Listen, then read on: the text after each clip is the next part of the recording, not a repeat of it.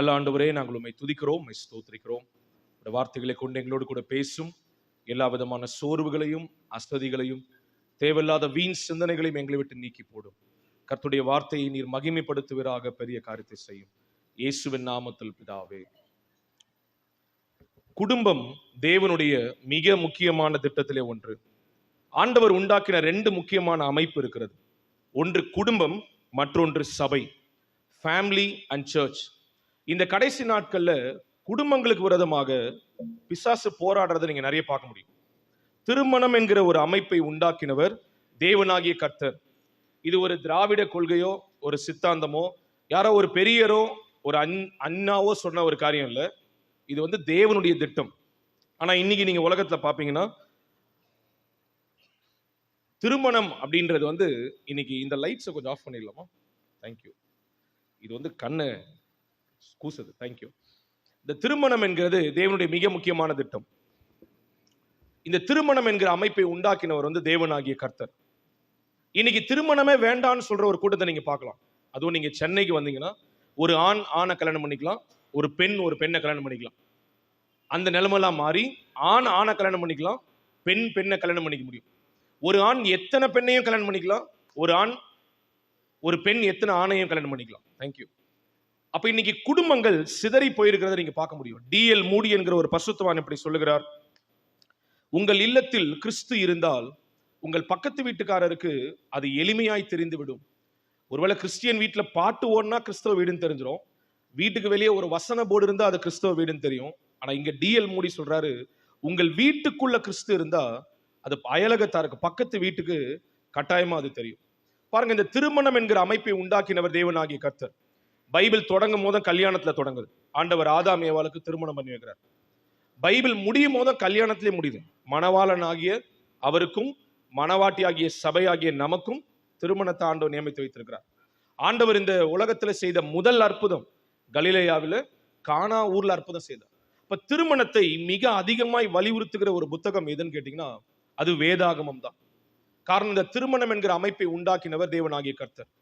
அப்படி கணவன் மனைவியும் ஆண்டவர் அவளை இணைத்த பின்பு அந்த குடும்பம் எப்படி இருக்கிறது என்பது மிக முக்கியமான சவாலை. நாம் ஒரு வேத பகுதியை வாசித்தோம். யோவான் எழுதின சுவிசேஷம் 2ஆம் அதிகாரம். அதுல சில காரியங்களை நம்ம கவனிக்க ஆண்டு உதவி செய்வாராக. ஒரு இன்பமான இல்லம், ஒரு இன்பமான குடும்பம் எப்படி இருக்க வேண்டும் என்பதை நீங்க இங்க வாசிக்கலாம். இந்த வீட்டில இருந்து நம்ம கத்துக்க வேண்டிய முதல் காரியம் பாருங்க. 2ஆம் அதிகாரம் முதல் வசனத்துல 3ஆம் நாளிலே கலிலேயாவில் உள்ள கானா ஊரிலே ஒரு கல்யாணம் நடந்தது. இயேசுவும் அதன் தாயும் அங்கே இருந்தால் இயேசுவும் அவருடைய சீஷரும் அந்த கல்யாணத்துக்கு அழைக்கப்பட்டிருந்தார்கள். இந்த குடும்பத்துக்கிட்ட இருந்து நாம கத்துக்க வேண்டிய முதல் காரியம், இயேசுவை அழைத்திருந்தார்கள். They invited presence of Jesus. அவர்கள் தங்கள் வாழ்க்கையை கட்டி அமைக்கிற அந்த முதல் நாளிலே அவர்கள் யாரை வரவேற்றாங்களோ இல்லையோ, இயேசுவை வரவேற்றிருந்தார்கள். நான் எல்லா தாழ்மையோட, வயதுல குறைஞ்சவனா, அறிவுல குறைஞ்சவனா அவங்க முன்னாடி எல்லா தாழ்மையோட நிக்கிறேன். இன்னைக்கு நான் உங்களை பார்த்து ஒரு கேள்வி கேட்க விரும்புறேன். உங்க வீட்டுக்குள்ள கர்த்தருடைய பிரசனம் இருக்கிறதா? வசனம் இருக்கு, பஞ்சமே இல்லை. கிறிஸ்தவ பாட்டு ஓடுது, பஞ்சமே இல்லை. உங்க வீட்டுக்குள்ள கர்த்தருடைய பிரசனம் இருக்கா? ஒரு வீட்டுல பிரியாணி செஞ்சா அந்த வீட்டுக்குள்ள நுழையிறவங்களுக்கு யாரும் தந்தி போட வேண்டாம், மெயில் அனுப்ப வேண்டாம். உள்ள இருக்கிற வாசனை காண்பித்து கொடுக்கும், இந்த வீட்டுல ஏதோ பிரியாணி செய்யறாங்க, நான்வெஜ் செய்யறாங்க. உங்க வீட்டுக்குள்ள வருகிற ஒவ்வொருவரும் கர்த்தருடைய பிரசனத்தை உணர்றாங்களா? உங்க வீட்டுக்குள்ள கர்த்தருடைய பிரசனம் வர நாம் என்ன செய்யணும்? அந்த வீட்டுக்குள்ள தேவனை துதிக்கிற துதியும் ஜபமும் வேத வாசிப்பும் இருக்கணும். இன்னைக்கு நிறைய வீடுகளுக்குள்ள ஜபமே இல்லை. நான் இந்தியா ஃபுல்லா டிராவல் பண்றேன். 52 வாரமா 52 சபையில நிக்கிறேன். எனக்கு சபையை பத்தி நல்லா தெரியும். நீங்க ஒரே சபையில 52 வாரம் வரீங்கன்னா 52 சபைக்கு போறேன். இன்னைக்கு பாதி நேரங்கள்ல ஞாயிற்றுக்கிழமை மட்டும் கிறிஸ்தவர்களா இருந்து வார நாட்கள்ல உலகத்தான போல இருக்கிற குடும்பங்கள் ஏராளம். ஞாயிற்றுக்கிழமை காலையில கிளம்பும் போது பைபிள் அப்படி தூசி தட்டி அப்படி கொண்டு வருகிற குடும்பங்கள் ஏராளம். ஆண்கள் ஏராளம், பெண்கள் ஏராளம், வாலிபர்கள் ஏராளம். ஆனா இந்த குடும்பம் தங்களுடைய வீட்டுல ஒரு நல்ல காரியம் நடக்கும் போது they invited presence of Jesus. இயேசுவின் பிரசனத்தை வரவேற்றிருந்தார்கள். இப்ப வீட்டுக்குள்ள ஜபம் இருக்கணும், வீட்டுக்குள்ள வேத வாசிப்பு இருக்கணும். சில பெற்றோர் சொல்லுவாங்க பாருங்க, ஜெபிக்கவே மாட்டான் பிரதர், ஜெபிக்கவே மாட்டான். நல்ல ஒரு ஆலோசனை சொல்லிட்டு போங்க. உங்கள் பிள்ளைகள் நீங்கள் சொல்லுவதை கேட்பதில்லை, அவர்கள் பார்ப்பதை செய்கிறார்கள் என்றதை மறந்துடாது. உங்க பிள்ளைங்க காலையில எழுந்து பார்க்கிற முதல் காட்சி அப்பா முழங்கால நிக்கணும், அம்மா முழங்கால நிக்கணும். அதை பார்த்துட்டா நீங்க அவங்களுக்கு சொல்ல வேண்டிய அவசியமே இல்லை. பாதி நேரம் நிறைய பெற்றோர் போதிக்கிறார்களே தவிர சொல்றதே இல்லை. எனக்கு ஞாபகம் இருக்கு, ஸ்ரீலங்காவில் ஏர்போர்ட்டுக்கு உள்ள இருக்கிற ஒரு கடையில, ஒரு கிறிஸ்தவ கடையில அவர் இப்படி எழுதி போட்டிருந்தார், ஒரு சின்ன board. He preached, he practiced. We preached, we didn't practice. இயேசு பிரசங்கித்தார், வாழ்ந்து காண்பித்தார். நாம் பிரசங்கிக்கிறோம், வாழ்றதே இல்லை. மற்றவங்களை பார்த்து ஜெபிங்கன்னு சொல்றது, நாம் ஜெபிக்கிறோமா? நம்முடைய பிள்ளைகள் காலையில பார்க்கிற காட்சி என்னவா இருக்கும்? எந்த வீட்டுக்குள்ள ஜெபம் இருக்கிறதோ அந்த வீட்டுக்குள்ள கர்த்தருடைய பிரசன்னம் இருக்கும். ஆபிரகாமுடைய வாழ்க்கையை நீங்க வாசிச்சு பாருங்க. ஆதியாகமம் 18ஆம் அதிகாரம் 19ஆம் வசனத்துல வீட்டுல போய் வாசிச்சு பாருங்க. ஆதியாகமம் 18ஆம் அதிகாரம் 19ஆம் வசனம். அப்போஸ்தலர் 22:3 பவுலுடைய பெற்றோரை குறித்து வாசிச்சு பாருங்க. பவுல் இன்னைக்கு பெரிய ஜைஜாண்டிக் மேனா நிக்கிறார்னா அதுக்கு காரணம் அவருடைய பெற்றோர் தேவனை எந்த அளவுக்கு பின்பற்றினார்கள் போய் வாசிச்சு பாருங்க. தீமோத்தேயுடைய வாழ்க்கையில வாசிக்கிறோம், அவங்க பாட்டிக்குள்ள இருந்த விசுவாசம் அவங்க அம்மா கிட்ட வந்து, அவங்க அம்மா கிட்ட இருந்த விசுவாசம் இன்னைக்கு தீமோத்தி கிட்ட இருக்குன்றத பவுல் அக்னாலேஜ் பண்றார். இன்றைக்கு நம்முடைய சந்ததி, நம்முடைய பிள்ளைகள் கர்த்தருடைய பிரசனத்தை வரவேற்கிற பிள்ளைகளா இருக்கிறார்களா? நம்முடைய வீட்டுக்குள்ள கர்த்தருடைய பிரசனம் இருக்கிறதா? இது இந்த குடும்பத்துக்கிட்ட நம்ம கத்துக்கிற முதல் காரியம். ரெண்டாவது, அந்த பகுதியை நீங்க வாசிப்பீங்கன்னா 5ஆம் வசனத்திலிருந்து 6ஆம் வசனத்துல மரியாள் அங்க இருக்கிற வேலைக்காரருக்கு சொல்லிக் கொடுக்கிற ஒரு மிக முக்கியமான ஆலோசனை, அவர் உங்களுக்கு என்ன சொல்லுகிறாரோ அதன்படி செய்யுங்கள். ஒபீடியன்ஸ், கீழ்ப்படிதல். அவர் உங்களுக்கு என்ன சொல்லுகிறாரோ அதன்படி செய்யுங்கள். இன்னைக்கு ஆண்டவர் எழுதி கொடுத்த இந்த சட்ட திட்டங்கள் சொல்லுவதை செய்யறதை விட உலகம் என்ன சொல்லுது, உலகத்தின் காரியங்கள் என்ன சொல்லுது, இன்னைக்கு இருக்கிற ட்ரெண்ட் என்ன சொல்லுது, இன்னைக்கு இருக்கிற மக்களுடைய லைஃப் ஸ்டைல் என்ன சொல்லுது, 21st செஞ்சுரியில் இருக்கிறோம், ஏதாவது கொஞ்சம் வித்தியாசமா செய்வோம், எல்லாரும் போல இருக்கிறது இல்லை, இது கொஞ்சம் அவுடேட்டட் ஆயிடுச்சு பாருங்க. ஆனா வேதம் சொல்லுது, மரியாள் சொல்லி கொடுக்குறாங்க வேலைக்காரருக்கு, உலக தத்துவங்கள் அல்ல, கர்த்தர் எழுதி கொடுத்த வார்த்தை, அவர் உங்களுக்கு என்ன சொல்லுகிறாரோ அதன்படி செய்யுங்கள். சில நேரங்கள்ல அவர் சொல்றதுக்கும் உலகம் சொல்றதுக்கும் நிறைய வித்தியாசம் இருக்கும் பாருங்க. பொதுவா ஒரு கல்யாணத்துல ஒரு திராட்சரசம் குறைவுபட்டா இதை போய் சொல்ல வேண்டிய இடம் எங்க தெரியுமா? இயேசுவின் தாய் இல்ல, கேட்டரிங் மேனேஜர் கிட்ட சொல்லணும். காரணம் அவர் தான் ஜூஸ் போட்டு எடுத்துட்டு வருவார். ஆனா இந்த குடும்பம் பாருங்க, அவங்களுக்கு பிரச்சனை வந்த அடுத்த நிமிஷம் அவங்க போய் நின்ன இடம் எங்க தெரியுமா? மூத்தவர்களிடத்துல. மூன்றாவது, இந்த குடும்பத்துல இருந்து நம்ம கத்துக்கிற காரியம், எல்டர்ஸ் ஒப்பீனியன் ரொம்ப ரொம்ப அவசியம். இன்னைக்கு நிறைய குடும்பங்கள்ல வயசானவங்க எப்படி பாக்குறாங்க தெரியுமா? ஒரு பெரிய பிரச்சனையா பாக்குறாங்க, ஒரு பெரிய தொந்தரவா பாக்குறாங்க. பிள்ளைங்க ஸ்கூல்ல இருந்து வந்தா அவங்கள பராமரிக்கிற ஒரு கிண்டர் கார்டன் டீச்சர் மாதிரி பாக்குறாங்க, ஒரு ஆயம்மா மாதிரி பாக்குறாங்க. நான் ஒரு மனநல மருத்துவர், நான் சென்னையில ஒரு 22 ஹாஸ்பிட்டல்ல பிராக்டிஸ் பண்ணேன். நான் நிறைய குடும்பங்களை கவனிச்சிருக்கேன், நிறைய குடும்பங்களுக்கு ஆலோசனை சொல்லியிருக்கேன். வயசானவங்களை இன்னைக்கு எப்படி ட்ரீட் பண்றோம் தெரியுமா? ஏதோ ஒரு தொந்தரவு இருக்கிற வரைக்கும் இருந்துட்டு போட்டோம்னு நினைக்கிறாங்க. ஆனா இந்த குடும்பத்துல பாருங்க, கல்யாணத்துல பிரச்சனை வந்த அடுத்த நிமிஷம், திராட்சரசம் குறைவுபட்ட போது கேட்டரிங் காரங்கிட்ட போல, சமையல் செய்யறவங்க கிட்ட போல அவங்க எங்க தெரியுமா போனாங்க? இயேசுவின் தாயிடத்துல அதை கொண்டு போனாங்க. இயேசுக்கே 30 வயசுக்கு அப்புறம் தான் ஊழியத்தை தொடங்குறாருன்னா, மரியாளுக்கு அட்லீஸ்ட் ஒரு 25 வயசுல கல்யாணமா இருந்தா கூட மரியாளுக்கு 55 வயசாயிருக்கு. மூத்தவருடைய ஆலோசனை மிக அவசியம். மூத்தவங்கன்னு நான் சொல்றது வயசுல மூத்தவங்க மட்டும் சொல்ல, ஆவிக்குரிய வாழ்க்கையில மூத்தவங்க, நம்மளோட அதிகமா ஜெபிக்கிறவங்க, நம்மளோட அதிகமா வேதம் வாசிக்கிறவங்க, நம்மளோட கடவுளை இன்னும் அதிகமா பின்பற்றுறோம், அவருடைய ஆலோசனையின்படி உங்க வாழ்க்கை நடக்குதா? எங்கேயாவது ஒரு டிவி சேனல்ல உட்காந்து அல்லது ஏதோ ஒரு நாடகத்துல, ஏதோ ஒரு சினிமாவில், ஏதோ ஒரு உலகத்துல, ஏதோ ஒரு தொடர்ல வருகிற ஒரு வார்த்தையை வச்சு நாம் நம்முடைய குடும்பத்தை நடத்துவோம்னா நம்முடைய குடும்பம் சின்ன பின்னமாக்கப்படும். அப்ப இந்த குடும்பத்துக்கிட்ட கத்துக்க வேண்டிய முதல் காரியம், இயேசுவின் பிரசனத்தை வரவேற்றிருந்தார்கள். நம்முடைய வீட்டுக்குள்ள கர்த்தருடைய பிரசனம் இருக்கா? ரெண்டாவது, இந்த குடும்பத்துக்கிட்ட கத்துக்க வேண்டியது, அவர் என்ன சொன்னாரோ அதை அப்படியே செஞ்சாங்க. நான் எல்லாம் தாழ்மையோட சொல்றேன், மிகுந்த பயத்தோட நின்று சொல்றேன். நிறைய நேரங்களில் கோயிலுக்கு வரும்போது நம்ம பைபிளோட வரோம், பாட்டு புக்கோட வரும், சந்தோஷம். சில நேரங்களில் பிரசன்ட் பண்றாங்க, சந்தோஷம். ஆனா எத்தனை பேர் ஒரு பேப்பரோட பெண்ணோட வரும்? நல்லா 40 நிமிஷம் 30 நிமிஷம் உட்காந்து கர்த்தர் வார்த்தையை கேட்கிறோம். கேட்கும் போதெல்லாம் ஒரு ஆமீன் சொல்றோம், அல்லேலூயா சொல்றோம். சர்ச்சு முடிஞ்சதுக்கு அப்புறம் செருப்பை ஷூவை மாட்டிட்டு அப்படியே கிளம்பி போறோம். 52 வாரம் என்ன பிரசங்கம் பண்ணு என்கிட்ட கேட்டாலும் எனக்கே லிஸ்ட் இல்லை, நாங்களே எழுதி வைக்க வேண்டியதா இருக்கு. பிரசங்கிக்கிற எங்களுக்கே மறந்து போகுதுன்னா கேட்கிற உங்க நிலைமை? ஏன் பிரசங்கிக்கிறாங்க, ஏன் ஆண்டுடைய வார்த்தை சொல்லப்படுது, அதை கேட்டு அதை எழுதி வச்சு அந்த வாரம் தியானிச்சா இது நம்முடைய வாழ்க்கையில நிறைவேறினா நாம் ஆசீர்வதிக்கப்படுவோம். நாம் பார்வையாளர்கள் அல்ல, ஆராதனையில நாம் பங்காளர்கள். அப்போ அவர் சொல்லுகிறத எல்லாத்தையும் கேட்கணும்னா அதுக்கு ஒரு பின் குறிப்பு இருக்கணும் பாருங்க. நீங்க இந்த பத்திரிகையாளர்களை பார்த்திருக்கீங்களா? பிரஸ் பீப்புள எந்நேரமும் ஒரு பாக்கெட் சின்னதா ஒரு நோட் வச்சிருப்பாங்க, பென் வச்சிருப்பாங்க. முன்னாடி இருக்கிற நபர் பேச தொடங்கிட்டு அடுத்த நிமிஷம் கிறுக்குவாங்க கோழிக்கு இருக்கிற மாதிரி. ஏன்னா ஒவ்வொன்றும் நோட்ஸ்.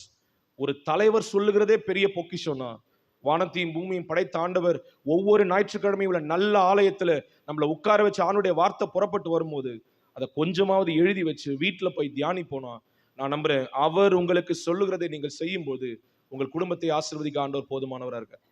சில பேருக்கு முகம்லாம் கொஞ்சம் சுருங்குது பாருங்க, ஏன்னா வந்ததுல இருந்து திட்டுறான் அந்த பையன் அப்படி. பரவாயில்ல, நல்லதை யார் சொன்னாலும் எடுத்துக்கலாம், சாதாரணமானவன் சொன்னாலும் எடுத்துக்கலாம், சின்னவங்க சொன்னாலும் எடுத்துக்கலாம், ஏன்னா சொல்றது நல்லது.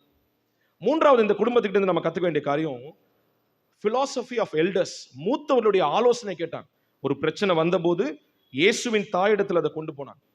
இந்த பகுதியை பாருங்களேன், முதல் வசனத்துல, 2ஆம் வசனத்துல, இயேசுவும் அவருடைய சீஷரும் அந்த கல்யாணத்துக்கு அழைக்கப்பட்டிருந்தார்கள். அவங்களுக்கு தொடர்பு வந்து இயேசுவோடு மட்டுமல்ல, மரியாளோட மட்டும் இல்லை. ஏன்னா இவங்க 2 பேரும் ஒரே ஃபேமிலி.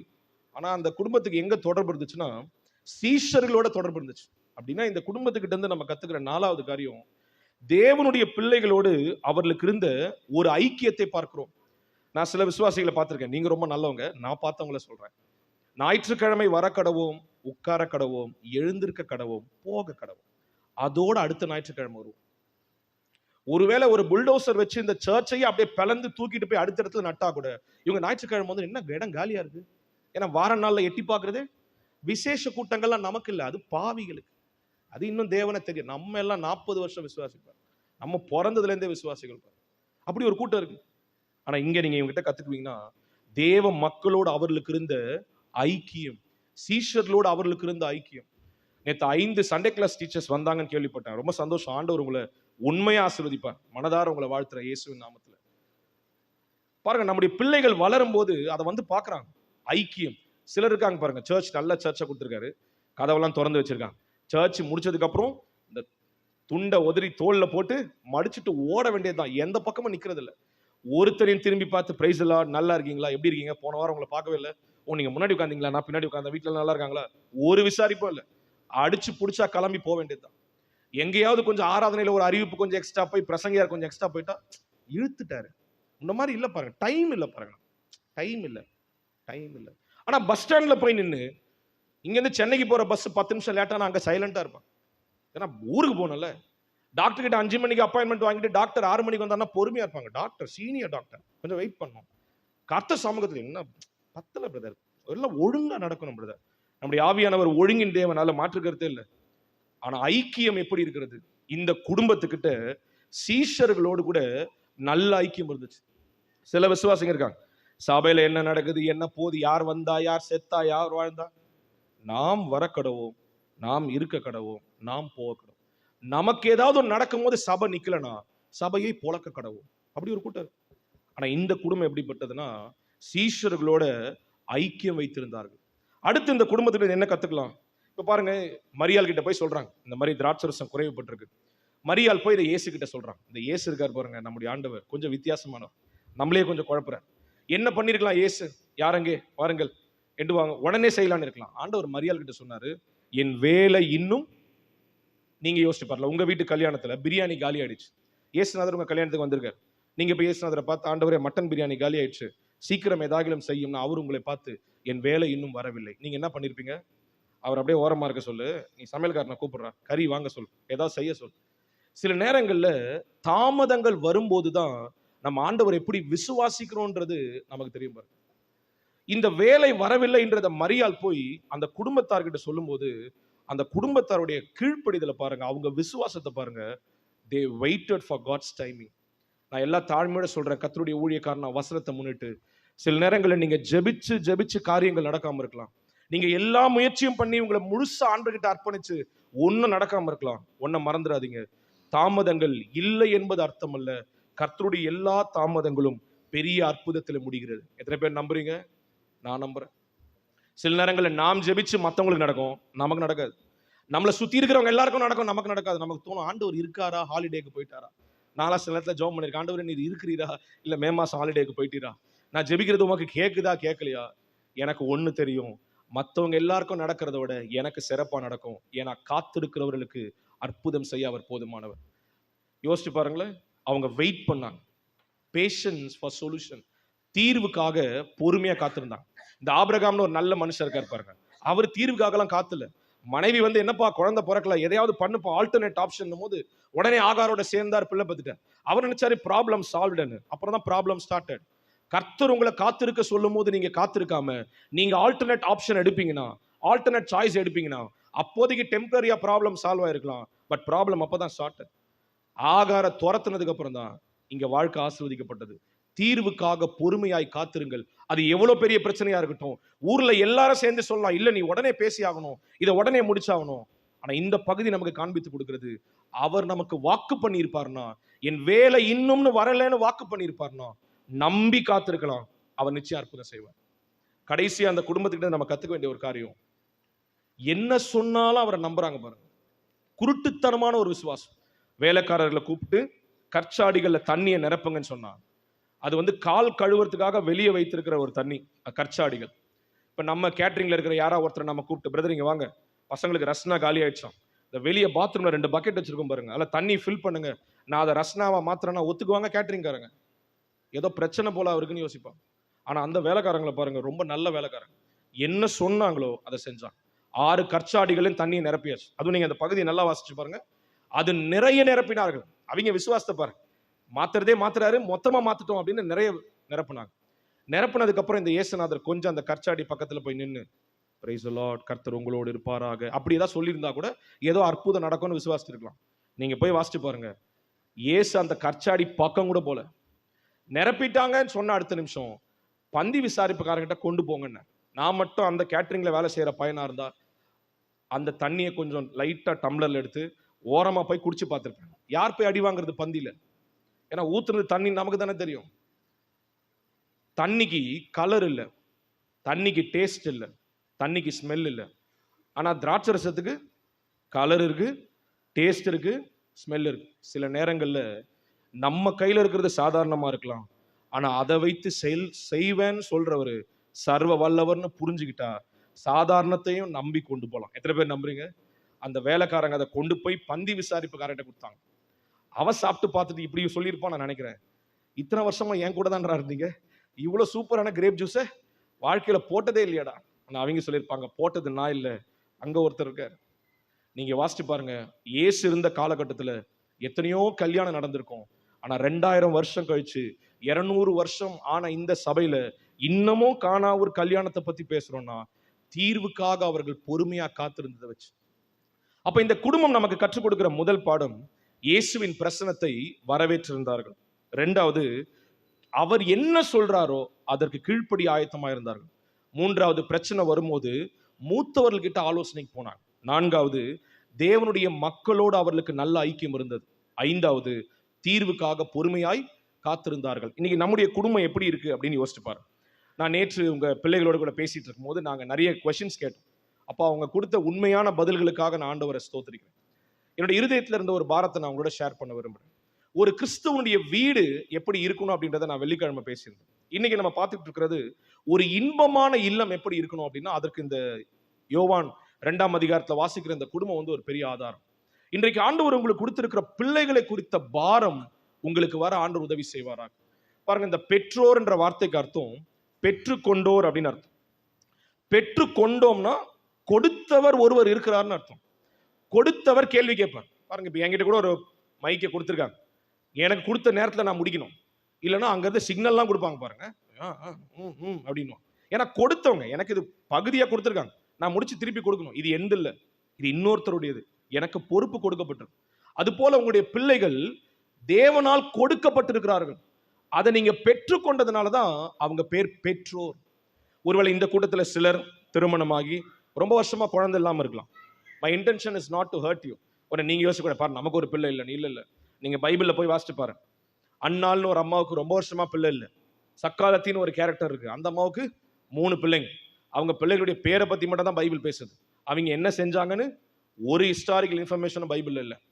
நீங்க பைபிளை வாசிச்சு பார்த்தீங்கன்னா இந்த சக்காலத்தி ஒவ்வொரு நாளும் அண்ணால துக்கப்படுத்துவாளாம். ஏன்னா இந்த அம்மா கிட்ட குழந்தை இருக்கு, இதை எடுத்து வச்சு நல்லா கொஞ்சம் வேண்டியது, கண்ணே மானே தேனேன். இதை பார்க்கும் போதெல்லாம் அண்ணாளுக்கு ஒரு பெரிய வருத்தம், நமக்கு ஒரு பிள்ளை இல்லையே. சில நேரங்களை நீங்க வாழ்க்கையில கவனிச்சிங்கன்னா நமக்கு சில காரியங்கள் இல்லைன்னு நாமே ஏத்துக்குவோம், ஆனா மற்றவங்க கையில் அது இருக்கும்போது நமக்கு இல்லையேன்ற ஒரு குறைவு நமக்கு வரும். அதான் அன்னைக்கு நடந்துச்சு. ஆனா அன்னாள் போய் தேவ சமூகத்தை ஜெபிச்ச பின்பு கர்த்தர் அன்னாளுக்கு ஒரு பிள்ளையை கொடுத்தார். நீங்க போய் அந்த பிள்ளையை பத்தி வாசிச்சு பாருங்க. அந்த பிள்ளையுடைய பேர் சாமுவேல். தான் முதல் பெயர் சபை மட்டும் இன்னைக்கு இருக்கிற புரிதலின்படி காஷ்மீர்ல இருந்து கன்னியாகுமரி வரைக்கும் சாமுவேல் என்கிற ஒரு தீர்க்கதரிசியை தெரியாதவங்க இஸ்ரவேல்ல இல்லையா. நான் இப்படி புரிஞ்சிருக்கேன், நான் இப்படி எழுதியிருக்கேன் நோட்ஸ்ல. சில நேரங்களில் மற்றவங்களுக்கு உடனே நடக்கலாம், எனக்கு தாமதிக்கலாம். ஆனா அவங்களுக்கு நடக்கிறது நல்லதா இருக்கும், எனக்கு நடக்கிறது சிறப்பா இருக்கும். ஏன்னா காத்திருக்கிறவங்களை கர்த்தர் கைவிடுறதே இல்லை. அப்படி யாராவது காத்திருப்பீங்கன்னா தொடர்ந்து ஜெபிங்க. ஏற்ற காலத்துல கர்த்தர் உங்களை ஆசீர்வதிச்சு உங்களை பலிபீடத்துல சாட்சியா நிறுத்துவார். அப்ப ஆண்டவர் உங்களுக்கு பிள்ளைகளை கொடுத்திருப்பார்னா இந்த பிள்ளைகளை வளர்க்க வேண்டியது எப்படி? இந்த 128ஆம் சங்கீதத்துல வாசிச்சோம். முதல் வசனம் சொல்லுது, கர்த்தருக்கு பயந்து அவர் வழிகள் நடக்கிறவன் எவனோ அவன் பாக்கியவான். அப்ப கணவர் எப்படிப்பட்டவரா இருக்கணுமா? ஒரு மாதிரி பாக்குறீங்க பாருங்க. கணவர் எப்படி இருக்கணுமா? கர்த்தருக்கு, ஆமா சில கணவன்மார் இருக்காங்க, நீங்களும் ரொம்ப நல்லவங்க பாருங்க. நான் எங்களை மாதிரி பாவிகளை பத்தி பேசுறேன், நீங்க ரொம்ப நல்லவங்க. நான் சென்னையில இருந்து வரதுனால அவங்கள பத்தி பேசுறேன். மனைவி நல்லா ஜெபிக்கிறா பிரதர், அவ ஜெபத்துல கர்த்தர் கேட்கிறார். அப்ப இவர் என்ன ஹாலிடேல இருக்காரா? இல்ல. அந்த குடும்பம் நல்லா இருக்கணும்னா கணவரும் கர்த்தருக்கு பயந்தவரா இருக்கும். மனைவி தேடுறது கர்த்தருக்கு, கணவன் தேடுறது கர்த்தருக்கு.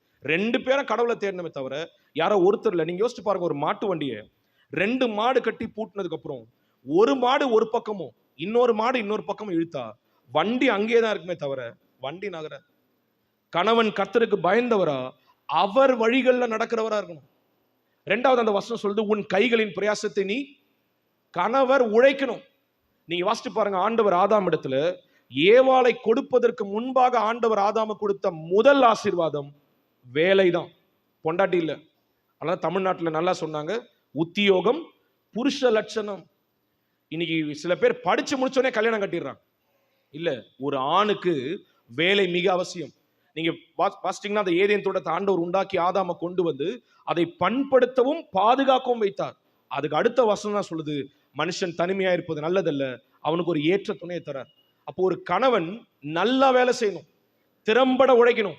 உன் கைகளின் பிரயாசத்தை நீ சாப்பிடுவாய், உனக்கு பாக்கியமும் நன்மையும். ஜெபம் பண்ணிட்டே இருந்தா கூரையில பிரிச்சு கொட்டோன்னு உட்கார்ந்துருந்தீங்கன்னா கூரையும் அப்படியே தான் இருக்கும், நாம அப்படியே தான் இருப்போம். நம்ம தான் உழைக்கணும். என்னால முடிந்ததை நான் செய்யும் போது தேவன் என்னுடைய கையின் பிரயாசத்தை ஆசீர்வதிப்பார். இது ஒரு கணவன் செய்ய வேண்டியது. ரெண்டாவது மனைவியை பத்தி பேசுது, உன் மனைவி உன் வீட்டோரங்களில் கனி தரும் திராட்சை கொடி. செடி இல்ல, கொடினா என்ன அர்த்தம்? அது சார்ந்துதான் வளரும், அது தனியா வளர முடியாது. பக்கத்துல ஒரு குச்சி நடணும். மனைவி கணவனை சார்ந்து வளரணும். ஒருவேளை படிப்புல நீங்க உயர்ந்திருக்கலாம், அந்தஸ்துல உயர்ந்திருக்கலாம், குடும்ப பின்னணியில உயர்ந்திருக்கலாம், உங்க கணவன் அதை விட தாழ்ந்திருக்கலாம். எது எப்படி இருந்தாலும் சபைக்கு தலைவர் கிறிஸ்து, குடும்பத்துக்கு தலைவர் கணவன். மனைவி கணவனை சார்ந்துதான் இருக்கும். அப்படிதான் ஆண்டவர் உண்டாக்கி இருக்கார். ஆண் என்றும் இல்லை, பெண் என்றும் இல்லை, ரெண்டு பேரும் ஈக்குவல் தான். ஒரு ஆண் செய்யறத பெண் செய்ய முடியாது, ஒரு பெண் செய்யறத ஒரு ஆண் செய்ய முடியாது. கர்த்தர் ரெண்டு பேரையும் சமமா வச்சிருக்கார். அப்படின்னா ஒரு மனைவி தன் வீட்டோரங்கள்ல கனித்தரு திராட்சை கொடியை போல இருந்தா, இந்த ரெண்டு கேரக்டர் ஒழுங்கா இருந்தா, மூணாவது கேரக்டரா இருக்கிற பிள்ளைகள் ஒலிவ மர கன்றுகளை போல். இந்த ஆலிவ் ட்ரீயை வளர்த்தவங்களை போய் கேட்டு பாரு. ஆலிவ் ட்ரீயை வச்ச உடனே அது வளராது, அது கொஞ்சம் டைம் எடுக்கும். மூங்கிலாவது 5 வருஷத்துல வளர்ந்துரும். ஆலிவ் ட்ரீ கொஞ்சம் வளர கொஞ்சம் டைம் எடுக்கும். ஆனா வளர்ந்துச்சுன்னா அது பல வருடங்களுக்கு உறுதியா நிற்க முடியும். அப்ப பிள்ளைகளை வளர்ப்பது எப்படி? நான் ஒரு சின்ன ஆலோசனையா உங்களோட பகிர்ந்து கொள்ள விரும்புறேன். என் கூட சேர்ந்து நியாயாதிபதிகள் 13ஆம் அதிகாரம் 8ஆம் வசனத்தை யாராவது ஒருவர் வாசிக்கலாம். நியாயாதிபதிகள் 13ஆம் அதிகாரம் 8ஆம் வசனம்.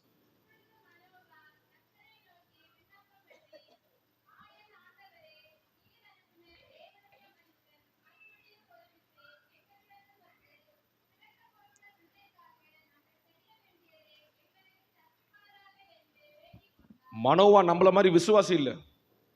மனோவா ஒரு ஆசாரிய வகுப்பை சேர்ந்தவன். ஒரு ஊழியக்காரர் வந்த தேவனிடத்தை குறிச்சு ஜெபிக்கிறாரு. வந்த ஆலோசனையில், ஆண்டவரே இந்த வந்த தேவதூதனை இன்னும் ஒரு முறை வர வச்சு இந்த பிள்ளைய நாங்க எப்படி வளர்க்கணும்ன்றத எங்களுக்கு கற்று தருவாராக. பாருங்க, பொதுவா நம்ம சிஎஸ்ஐ சபைகள்ல நிறைய டீச்சர்ஸ் அதிகம், நிறைய வாத்தியாருங்க அதிகம். இந்த டீச்சர்ஸ் எல்லாருக்கும் ஒரு மனநிலை இருக்கு பாருங்க. நான் 60 பேரை மேய்ச்சிட்டு வரேன், இவன் ஒருத்தனை பாத்திர முடியாதானா? நீங்க 60 பேரை மேய்ச்சிட்டு வரலாம், இவங்க ஒருத்தவங்க நம்மள மேய்ச்சிருவாங்கன்றத மறந்துடாதிருங்கள். மனோவா என்கிற ஒரு தேவனுடைய மனுஷன் வந்த தூதன் கிட்ட கேட்கிறான், இந்த பிள்ளையை எப்படி வளர்க்கணும் என்பதை எங்களுக்கு கற்றுத்தாருங்கள். காரணம், ப்ராடக்ட் அவர்து. இப்ப இந்த பிள்ளையை எப்படி வளர்க்கணும்? To know the divine purpose of the Lord. இந்த பிள்ளையை குறித்து ஆண்டவர் என்ன நோக்கம் வைத்திருக்கிறார் என்பதை ஆண்டவரிடத்துல விசாரிக்க வேண்டியது ரொம்ப இம்பார்ட்டன்ட். நீங்க உங்க தங்கச்சி பிள்ளையை வளர்த்துருக்கலாம், தம்பி பிள்ளையை வளர்த்துருக்கலாம், நீங்க சண்டே கிளாஸ் டீச்சரா இருக்கலாம், எண்டோவர் லீடரா இருக்கலாம். நீங்க எவ்வளவு பெரிய பொறுப்புல இருந்தாலும் ஆண்டவர் உங்களுக்கு கொடுத்திருக்கிற பிள்ளைகளை நீங்க வளர்க்கணும்னா அதற்கு ஆலோசனை கேட்க வேண்டிய இடம் கர்த்தருடைய சமூகம். உங்க பிள்ளைகளை குறித்து ஆண்டவர் நோக்கம் வச்சிருக்காரு. நீங்க டீச்சர்னா உடனே அவங்க டீச்சர் ஆக வேண்டிய அவசியம் இல்லை. எல்லாரும் டாக்டர் ஆயிட வேண்டியது இல்லை. அப்ப யார் பேஷண்டா இருக்கிறது? எல்லாரும் நர்ஸ் ஆக வேண்டிய அவசியம் இல்லை. எல்லாரும் ஃபாரின் போக வேண்டிய அவசியம் இல்லை. உங்கள் பிள்ளைகளை குறித்து கர்த்தர் என்ன நோக்கம் வச்சிருக்காரு? நீங்க வாசிச்சு பாருங்க. எரேமியா 1ஆம் அதிகாரத்துல 1ஆம் வசனம் சொல்லுகிறது, ஆசாரியனாகிய எரேமியா இவர் கோயில்ல உட்கார்ந்து தூபம் காட்டிக்கிட்டு இருக்கிறார். ஆனா 1ஆம் அதிகாரம் 5ஆம் வசனம் சொல்லுது, எரேமியால, நான் உன்னை தாயின் வயிற்றிலிருந்து உருவாகும் போதே நான் உன்னை தீர்க்கதரிசியாக ஏற்படுத்தினேன். அழைப்பை ஆண்டவர் மாத்துறாரு. இவர் ஆசாரிய வேலையை செஞ்சுட்டு இருக்காரு. கர்த்தர் சொல்றாரு, நான் உன்னை ப்ராஃபட் ஆகியிருக்கேன்பா. இந்த அழைப்பு எத்தனை வருஷம் கழிச்சு தெரியுதுன்னு போய் வாசிச்சு பாருங்களேன். சில நேரங்கள்ல ஆண்டவர் நம்ம எதற்காக நம்மளுக்கு கையில பிள்ளைகளை கொடுத்திருக்கிறான்றத உணர்வு இல்லாம, தெளிவு இல்லாம நம்ம பிள்ளைகளை வளர்ப்போம். அது சரியான வளர்ப்பா இருக்க வாய்ப்பு இல்லை. To know the divine purpose of the Lord. Daily ஜெபிங்க, ஆண்டவரே இந்த பிள்ளைய எப்படி வளர்க்கணும்னு எனக்கு கற்றுத்தாரும். அது சின்ன பிள்ளையோ பெரிய பிள்ளையோ, அவங்களுக்கு நீங்க கல்யாணம் கூட கட்டி கொடுத்துருக்கலாம். ஆனா அந்த பிள்ளைகளை எப்படி வளர்க்கணும் என்கிற ஞானத்தை ஆண்டவர் நமக்கு தருவாராக. ரெண்டாவது, இந்த பிள்ளைகளை குறித்து வேதம் என்ன சொல்லுது? உபாகமம் 6ஆம் அதிகாரம் 6ஆம் வசனத்திலிருந்து 8ஆம் வசனத்தை நான் வாசிக்கிறேன். எல்லாரும் வேதத்தை திருப்பி, வேதத்தை கொண்டு வந்தவங்க எல்லாம் பைபிளை பிரிச்சு, உபாகமம் 6ஆம் அதிகாரம் 6ஆம் வசனத்திலிருந்து 8ஆம் வசனம். இன்று நான் உனக்கு கட்டளையிடுகிற இந்த வார்த்தைகள் உன் இருதயத்தில் இருக்க கடவது. நீ அவைகளை உன் பிள்ளைகளுக்கு கருத்தாய் போதித்து. நம்ம நினைக்கிறோம் பிள்ளைகளுக்கு போதிக்கிற வேலை சண்டே கிளாஸ் டீச்சர் வேலை, அது எண்டோவர்ல இருக்கிறவங்க பார்த்துக்குவாங்க, அது ஒரு சபையின் ஊழியரின் வேலைன்னு. அவர்களுக்கும் பொறுப்பு இருக்கிறது. ஆனா ஆண்டவர் கானானுக்குள்ள கொண்டு போறதுக்கு போது இஸ்ரவேல் மக்களுக்கு எழுதி கொடுத்த சட்டத்திட்டத்தை பாருங்க. நீ அவைகளை உன் பிள்ளைகளுக்கு கருத்தாய் போதித்து, உன் வீட்டிலே உட்கார்ந்து இருக்கிற போதும், வழியிலே நடக்கிற போதும், படுத்து கொள்ளுகிற போதும், எழுந்திருக்கிற போதும் அவைகளை குறித்து பேசி, அவைகளை உன் கையின் மேல் அடையாளமாக கட்டிக்கொள்வாயாக. அவைகள் உன் கண்களுக்கு நடுவே ஞாபக குறியாய். வீட்டில் உட்காரும் போதும், எழுந்துக்கும் போதும், நடக்கும் போதும் எதை குறித்து பேசணும்? சர்ச்சு பாலிடிக்ஸை பத்தி பேசணும், சர்ச்சு கமிட்டியை பத்தி பேசணும், விழுந்து போன ஊழியரை குறித்து பேசணும், இன்னைக்கு ஆராதனையில யார் டைம் இழுத்துட்டாங்கன்றதை பத்தி பேசணும், இல்ல இன்னொரு நபரை பத்தி குறை பேசணும். அப்படி போடல பைபிள்ல. நீங்க ரொம்ப நல்லவங்க பாருங்க, அதெல்லாம் செய்ய மாட்டீங்க. ஆனா இங்க வசனம் சொல்லுது, நீ உட்கார்ந்து இருக்கும் போதும், எழுந்துக்கும் போதும், நடக்கும் போதும், படுத்து கொள்ளும் போதும் இவைகளையே குறித்து பேசுப்பா.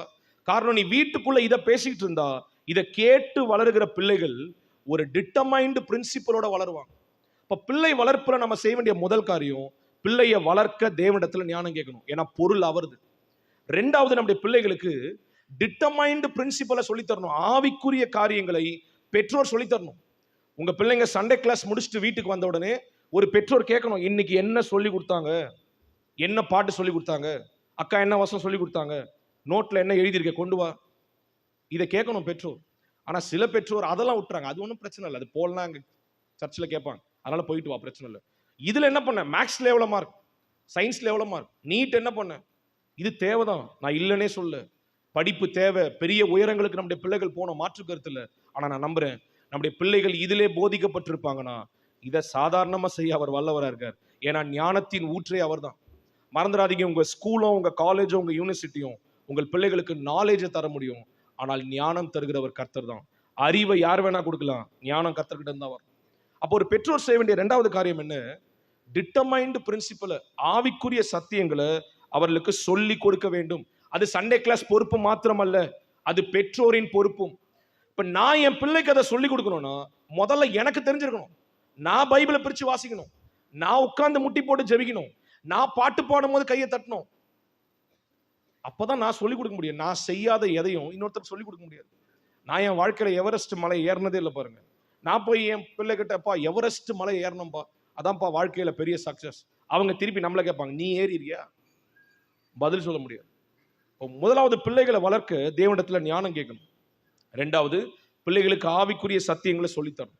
மூன்றாவது, பிள்ளைகளுக்கு என்ன செய்யணும் வேதம் சொல்லுது? நீதிமொழிகள் 20ஆம் அதிகாரம் 7ஆம் வசனம். எல்லாரும் வேதத்தை திருப்பி நீதிமொழிகள் 20ஆம் அதிகாரம் 7ஆம் வசனத்தை நான் வாசிக்கிறேன்.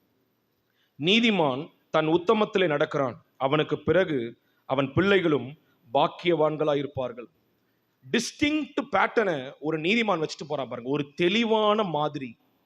ஒரு பெற்றோர் தன்னுடைய பிள்ளைகளுக்கு, அந்த பிள்ளைகள் அந்த பெற்றோரை பின்தொடர்ந்து வருவதற்கு ஒரு தெளிவான மாதிரியை வைத்து விட்டு போக வேண்டும். இந்த மாதிரின்னு ஒரு வார்த்தை இருக்கு பாருங்க, அது ரொம்ப பவர்ஃபுல். தம்பி எப்படி? தம்பி நல்ல மாதிரியான தம்பி. தம்பி எப்படி? தம்பி ஒரு மாதிரியான தம்பி. ரெண்டுத்துக்கும் ஒரே வார்த்தை தான், கொஞ்சம் அழுத்துனீங்கன்னா அர்த்தம் மாறிடும். இப்போ மூன்றாவது பெற்றோர் செய்ய வேண்டியது என்ன? பிள்ளைகளுக்கு முன்பாக ஒரு மாதிரியான வாழ்க்கையை நீங்க வாழணும். ஒரு டிஸ்டிங்க்ட் பேட்டர்ன் இருக்கணும். மணி அடிக்கிறதுக்கு முன்னாடி எங்க அப்பாவும் எங்க அம்மாவும் கோயிலுக்குள்ள இருப்பாங்க. ஜபம் பண்ணும் போது எங்க அப்பாவும் எங்க அம்மாவும் கண்ணை மூடி ஜெபிப்பாங்க. பாட்டு பாடும் போது எங்க அப்பாவும் எங்க அம்மாவும் வாயை திறந்து பாட்டு பாடுவாங்க. ஒரு பாடலை ஆராதனை கீதங்களை கைத்தட்டி பாடும்போது எங்க அம்மா அப்பா கை தட்டுவாங்க. அவங்க டாக்டரா இருக்கட்டும், இன்ஜினியரா இருக்கட்டும், கலெக்டரா இருக்கட்டும், உலகத்தின் பெரிய பொறுப்புல இருக்கட்டும், அவங்க கையை தட்டி பாட்டு பாடுவாங்க. ஜபம்னா எங்க அம்மா அப்பா முட்டி போடுவாங்க. முதல் பகுதியை வேதத்தை வாசிக்கும் போது பிரிச்சு வாசிப்பாங்க. இப்படி ஒரு டிஸ்டிங்க்ட் பேட்டர்ன் உங்க பிள்ளைகளுக்கு முன்னாடி நீங்க செட் பண்ணுவீங்கன்னா உங்கள் தலைமுறையும் அதை பின்தொடர்ந்து வரும். சபையில் நடக்கிற விசேஷ கூட்டங்களுக்கு எங்க அம்மா அப்பா போவாங்க. சபையில் நடக்கிற நல்ல காரியங்கள்ல எங்க அம்மா அப்பாவுடைய பங்கு இருக்கும். சபையில எங்க அப்பா அம்மா முக்கியமா எல்லா காரியத்தையும் எடுத்து செய்வாங்க. சபையை எங்க அப்பா பெருக்குவார், எங்க அம்மா சபையை துடைப்பாங்க. இதை பார்த்து வளர்ற பிள்ளைங்க எப்படி வளரும் தெரியுமா? பெற்றோரை பின்தொடரும். எங்க அம்மா அப்பா கெட்ட வார்த்தை பேசினா நானும் கெட்ட வார்த்தை தான் பேசுவேன். எங்க ஹாஸ்பிட்டல் எப்படி சொல்லுவாங்க பாருங்க, ஒரே கெட்ட வார்த்தையா பேசுறான் சரி. நாங்க கேட்கிற முதல் செக்மெண்ட் தான், ஸ்கூல் ஏதாவது மாத்துனீங்களா? ஆமா, இப்போதான் 9th இருந்து 10th ஒரு மெட்ரிகுலேஷன் ஸ்கூல் மாத்தினா. ஆமா, ஏன்னா பிள்ளைங்க கெட்ட வார்த்தை பேசுறது இல்லையா, கேட்கிற வார்த்தையை பேசுறாங்க. இப்போ நீங்க ஒரு பிள்ளைய வளர்த்து எடுத்ததுக்கு அப்புறம் வீட்டில் ஒரே மராட்டியும் இந்தியும் பேசுங்க, பிள்ளை என்ன பேசும்? மராத்தியும் இந்தியும் தான் பேசும். அதுவே உங்க வீட்டில் தெலுங்கா பேசுங்க, பசங்க தெலுங்கு தான் பேசுவோம். அவங்க கிட்ட பிரச்சனை இல்லை, மூளை ஃப்ரெஷ்ஷா இருக்கு. அந்த ப்ராடக்ட் எப்படி மேக் பண்றோன்ற பொறுப்பு நம்ம கிட்ட தான் இருக்கு. பிள்ளைகளுக்கு பேர் மட்டும் ரொம்ப சூப்பரா வைப்பாங்க, ஜோசப், நல்ல பேர், பைபிள் இருந்து எடுத்து வைக்கிறது. கூப்பிடும்போது பார்த்துருக்கீங்களா? கூப்பிடுறாங்க யாரு, ஆனா கொண்டு வந்து கொடுக்கும்போது பாருங்க ஐயர்கிட்ட ஜோசப் வைங்க. அவர் பாவம் தப்பி தவறி தெரியாம சந்திரன் வைக்கிற முதல் நாள் தான் ஜோசப். அப்புறம் வாடா போடா, ஜூல இருக்க பேர்லாம் சொல்ல வேண்டியதுதான், எல்லா மிருகத்தோட பேர்லாம் சொல்ல வேண்டியதுதான். பிள்ளைங்க பாக்குறாங்க அம்மா அப்பா எப்படி பேசிக்கிறாங்க. உங்க வீட்டுக்குள்ள சண்டை வரும்போது சண்டைலாம் பெட்ரூம்குள்ள தான். பெட்ரூம்குள்ள சொம்பு நசுங்கலாம், தலையான பிரியலாம், ரிமோட் உடையலாம், எல்லாம் உள்ளதான்.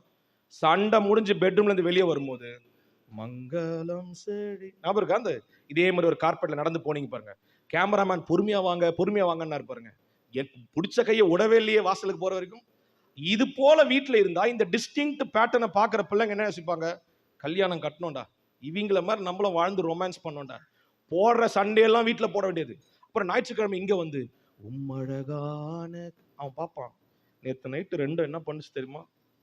இதுவா மாதிரி? இது மாதிரி இல்ல, இது ஒரு மாதிரி.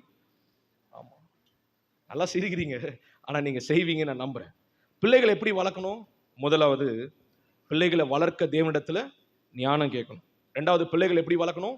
பிள்ளைகளுக்கு ஆவிக்குரிய சத்தியங்களை சொல்லி தரணும். மூன்றாவது பிள்ளைகளை எப்படி வளர்க்கணும்? பிள்ளைகளுக்கு முன்பாக ஒரு தெளிவான மாதிரியாய் நாம் வாழ வேண்டியது மிக மிக அவசியம். எனக்கு நேரம் ஆச்சு, ஒரு காரியத்தை மட்டும் நான் சொல்லி முடிக்க விரும்புறேன். உங்க பிள்ளைகளை தொட்டு பேசணும் பாருங்க, ரொம்ப முக்கியம். சில அம்மா அப்பாவெல்லாம் பார்த்துருக்கேன், பிடி வாத்தியார் தான், பட்சியா பட்சம்பா, ஒழுங்கா இருக்கணும், இவர் வாத்தியார். இவர் இந்த வாத்தியார் வேலையெல்லாம் செருப்பு கழட்டும் போதே கழட்டி வச்சுட்டு வீட்டுக்குள்ள அப்பாவா வரணும், வீட்டுக்குள்ள அம்மாவா வரணும். பாருங்க, நீங்க ஹாஸ்பிட்டல்ல டாக்டரா இருக்கலாம், உள்ள நுழையும் போதே ஊசியோட வந்தீங்கன்னா பசங்க நிப்பாங்கன்னு நினைக்கிறீங்க?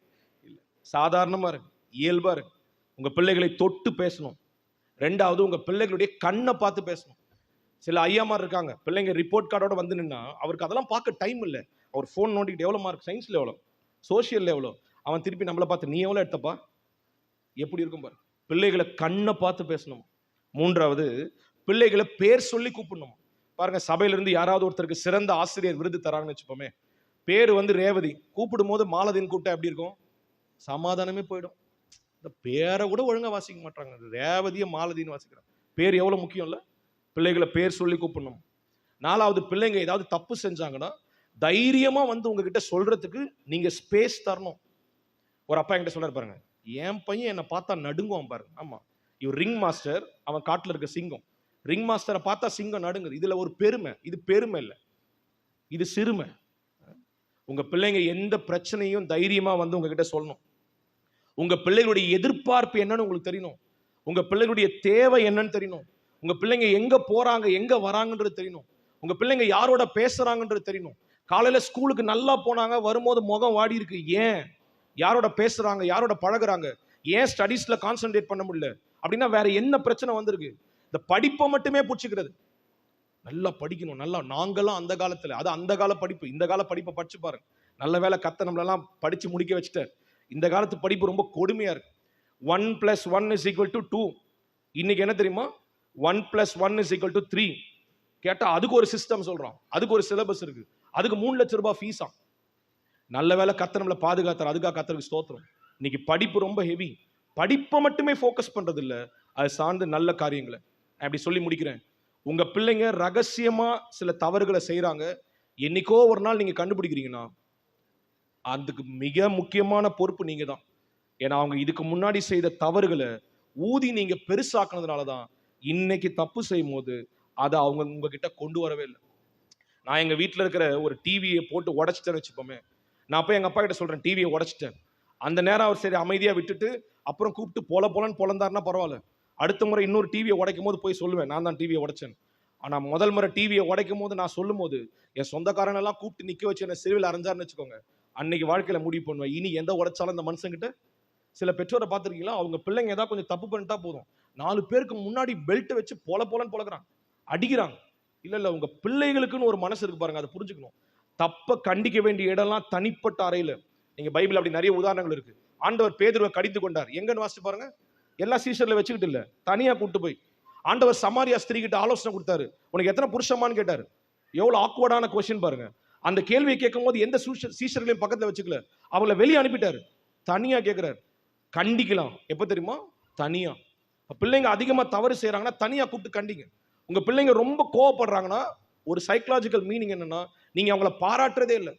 சயின்ஸ்ல 90 மார்க் வாங்கியிருக்கான், மேக்ஸ்ல 44 மார்க் வாங்கியிருக்கான். முதல்ல 90 மார்க்குக்காக பாராட்டுங்க. அது எவ்வளவு கஷ்டம் தெரியுமா? அதை வாங்குறதுக்கு எவ்வளவு முயற்சி எடுத்திருக்காங்க. 90 விட்டுறது. 10 எங்க போச்சு? போச்சு, எங்கேயோ போச்சு, காத்துல விட வேண்டியது தானே. இல்ல 10 எங்க போச்சு? பாராட்ட முயற்சி எடுங்க. உங்க பிள்ளைங்க ரொம்ப பயந்த சுபாவமா வளர்றாங்கன்னா என்ன அர்த்தம்? முன்கூட்டியே உதவி செய்யுது. எங்க சென்னைக்கு வந்தீங்கன்னா நீங்க பார்த்துக்கலாம், இந்த சைக்கிள் ஓட்டுற பிள்ளைகளுக்கு சைட்ல பேலன்ஸ் வீல் வச்சிருப்பாங்க. அந்த நாட்களில் சைக்கிள் ஓட்டின அண்ணன் மாதிரிலாம் கேட்டு பாருங்க. சைக்கிளில் அரைப்படல் அடிச்சு அப்புறம் மேலே காலை தூக்கி போட்டு தெருவில் எங்கேயாவது விழுந்து பேண்ட் எல்லாம் தேஞ்சு வீட்டுக்கு போகும்போது ரத்தத்தோட போவோம். இவங்க சரி புள்ள ரத்தத்தோட வந்திருக்கேன்னு தொடக்க மாட்டாங்க, அதுல 2 அடியை கொடுத்து போ இனி சைக்கிளே தொடாதுன்னுவாங்க. இப்படிதான் நம்மள வளர்த்துருக்காங்க. ஆனா இன்னைக்கு பிள்ளைங்க வந்து கீழே விழுந்துடக்கூடாதுன்னு பேலன்ஸ் வீல் வச்ச சைக்கிள் வாங்கி தராங்க. சைடில் 2 பேலன்ஸ் வீல் இருக்கு. நான் எங்க வீட்டு பிளாட்ஸ்ல பார்த்துருக்கேன், கடைசி வரைக்கும் அவன் பேலன்ஸ் வீல்ல தான் ஓட்டுறான். ஏன்னா அவன் கழட்டுறதே இல்லை. பிள்ளைங்க கீழே விழணும், தேய்ச்சிக்கணும், அடிப்படணும், பிரச்சனை வரணும், போராட்டம் வரணும். ஸ்கூலுக்கு மாசத்துக்கு 2 முறையாவது நீங்க போயிட்டு வரணும். உங்க பிள்ளை நல்லா வளருதுன்னு அர்த்தம். இந்த பிள்ளைங்களுக்கு இந்த பொருள்லாம் வாங்கி கொடுப்பாங்க பாருங்க. எனக்கு நேரம் ஆச்சு, எக்ஸாக்டா 2 நிமிஷத்துல சொல்லி முடிக்கிறேன். இந்த பிள்ளைங்களுக்கு பொருள் வாங்கி கொடுப்பாங்க பாருங்க. ஒரு அம்மா என்கிட்ட புலம்புறாங்க, பைத்தியக்காரன் பையன் சார், 5000 ரூபாய்க்கு ஒரு கார் வாங்கி கொடுத்தா 2வது நாள் எல்லாத்தையும் பிரிச்சு போட்டான் சார். அறிவு இருக்கு, 5000 ரூபாய் வேலை தருது. அடா அம்மா, உனக்கு தான் அறிவு இல்லை. உங்க பிள்ளைங்க ஒரு பொருளை, சின்ன பசங்களை வச்சிருக்கிறோம், உங்க பிள்ளைங்க ஒரு பொருளை வச்சு விளையாடி 10 நிமிஷத்துல அந்த பொருளை தூக்கி தூர போட்டா உங்க பிள்ளைகளுக்கு மூளை நல்லா வளர்ந்துருக்குன்னு அர்த்தம். அதை கொஞ்சம் கீழே ஓட்டி பார்த்து, அப்புறம் செவுத்துல ஓட்டி பார்த்து, அப்புறம் மேலே ஓட்டி பார்த்து, சோஃபால நீங்க உட்காந்து உங்க மேலேயும் ஓட்டி பார்ப்பான். அப்படின்னா அவனுக்கு மூளை வளருது. அவன் யோசிச்சு பார்க்கறான், இந்த வீல் எல்லா மேலேயும் போதான். கடைசியில் அந்த பொருளை தூக்கி பார்த்துட்டு பாட்டா கழட்டி பார்க்கறான், இது எப்படி ஓடுதுன்னு. இப்ப சொல்லுங்க, மூளை நல்லா வளர்ந்துருக்கா இல்லையா? நமக்கு என்ன நினைக்கிறோம்னா, 5000 ரூபாய்க்கு வாங்கி கொடுத்தா கடைசி வரைக்கும் சோத்திரம் ஆண்டவரே, வேஸ்ட் ஆண்டவரே, அது அதை வச்சிருக்கிறதுல ஒரு பிரயோஜனம் இல்லை ஆண்டவரே. உங்க பிள்ளைகளை வளர்க்கும் போது தேவனிடத்துல ஞானம் கேளு. உங்க பிள்ளைகளுக்கு ஆவிக்குரிய சத்தியங்களை சொல்லிக் கொடுங்க. உங்க பிள்ளைகளுக்கு முன்பாக ஒரு நல்ல மாதிரியான வாழ்க்கையை நீங்க வாழ்வீங்கன்னா உங்க குடும்பமும் இன்பமான குடும்பமா இருக்கும், உங்கள் பிள்ளைகளும் ஆஸ்வதிக்கப்படுவார்கள். நேராச்சு, கண்ண மூடி ஒரே ஒரு நிமிஷம் எல்லாரும் கண்ண மூடி. முடிஞ்சா பிள்ளைகளை பெற்றிருக்கிற பெற்றோர் இங்க இருப்பீங்கன்னா, நீங்க எந்த வயதை சார்ந்தவங்களா இருந்தாலும் உங்களால முடியும்னா உங்க கரங்களை உயர்த்தி, வேதம் சொல்லுது கரங்களை உயர்த்துவது அந்தி பலி செலுத்துவதற்கு சமம்னு சங்கீதத்துல வாசிக்கிறோம். உங்க கையை உயர்த்தி உங்க பிள்ளைகளை உங்க நினைவுல கொண்டு வந்து, ஆண்டவரே நானும் என்னுடைய பிள்ளையும் ஒழுங்கா வாழ, பரிசுத்தமா வாழ, எங்க குடும்பம் சாட்சியா இருக்க எங்களுக்கு உதவி செய்யுங்க ஆண்டவரேன்னு சொல்லி நம்ம ஆண்டவரை நோக்கி ஜெபிப்போம். நல்ல தகப்பனே, கரமுயர்த்தி இருக்கிற ஒவ்வொரு அண்ணன் அக்காவுக்காக நாங்கள் ஜெபிக்கிறோம். கர்த்தர் இந்த சபையில கொடுத்திருக்கிற எல்லா குடும்பங்களுக்காக நாங்கள் நன்றி செலுத்துகிறோம். ஆண்டவரே, எங்கள் வீடு யோவான் 2ஆம் அதிகாரத்துல வாசித்த குடும்பத்தை போல நாங்க ஒரு சாட்சி உள்ள குடும்பமா வாழ எனக்கும் எங்களுக்கும் உதவி செய்யும். ஆண்டவர் இவர்களுக்கு கொடுத்திருக்கிற பிள்ளைகளுக்காக நாங்க ஜெபிக்கிறோம். இவர்கள் பிள்ளைகள் படிப்பிலையும் சமுதாயத்திலையும் சபைக்கும் சாட்சியா இருக்க கர்த்தர் உதவி செய்வீராக. இந்த பிள்ளைகள் உமக்கு பிரியமாய் வாழ உதவி செய்யும், பெரிய காரியத்தை செய்யும். இயேசுவின் ரத்தம் ஜெயம். இயேசுவின் நாமத்தில் பிதாவே, ஆமென்.